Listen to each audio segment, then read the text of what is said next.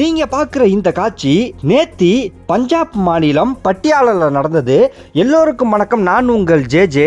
நேத்தி பார்த்தீங்கன்னா ஒரு கப்புள்ஸ் பட்டியாலாவில் ஒரு வீடு பார்க்குறதுக்காக, அதாவது சொந்த வீடு பார்க்குறதுக்காக போகிறாங்க. அவர் அழைச்சிட்டு வந்தவர் அந்த வீட்டு ஓனரா இல்லை வீடு வாங்கி கொடுக்குறவராலாம் நமக்கு தெரியல.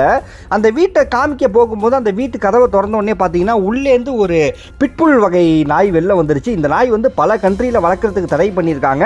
இந்தியாவிலே இதை வளர்க்குறதுக்கு நிறையா ப்ராசஸ் நம்ம மெயின்டைன் பண்ண வேண்டியது இருக்குது. அது ஃபாரஸ்ட் ரீதியாக சொல்கிறோம், ஃபாரஸ்ட் டிபார்ட்மெண்ட் ரீதியாக. அதுக்கப்புறம் பார்த்தீங்கன்னா சென்னையில் கூட ஒரு 2 வருஷத்துக்கு முன்னாடி ஒரு குழந்தையை கடிச்சு மிகப்பெரிய இஷ்யூலாம் நடந்துச்சு. கண்டிப்பாக நீங்கள் யாரும் மறந்துருக்க மாட்டீங்கன்னு நினைக்கிறேன். என்ன பண்ணியிருக்குன்னா, இந்த நாய் அந்த வீட்டை விட்டு வெளியே வந்து அந்த கப்புள்ஸ் வந்தாங்க தெரியுமா, அந்த லேடியை வந்து ரொம்பவே கொடூரமாக தாக்கியிருக்கு.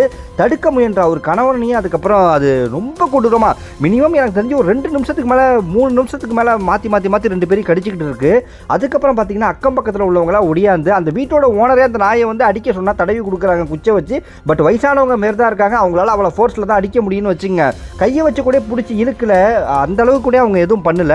அக்கம் பக்கத்துலேருந்து ஒருத்தவங்க பக்கத்துலேருந்து 2-3 பேர் வராங்க. ஒரு சிகப்பு டிஷர்ட் போட்டு ஒரு பாஜி கையில் வைப்பர் வச்சிருப்பாருன்னு நினைக்கிறேன். அவர் தான் எனக்கு தெரிஞ்சு அந்த நாய்க்கு வலிக்கிற அளவுக்கு தாக்குனாருன்னு நான் நினைக்கிறேன்.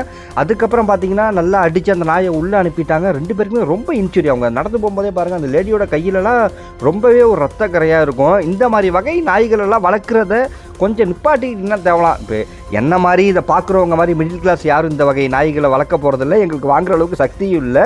கொஞ்சம் பார்த்து நீங்கள் இது பண்ணிங்கன்னா நல்லா இருக்கும்னு நினைக்கிறேன். இதை பற்றி நீங்கள் என்ன நினைக்கிறீங்கிறத மறக்காமல் கமெண்ட்டில் சொல்லுங்கள். எல்லோருக்கும் நன்றி. நான் உங்கள் ஜெய்.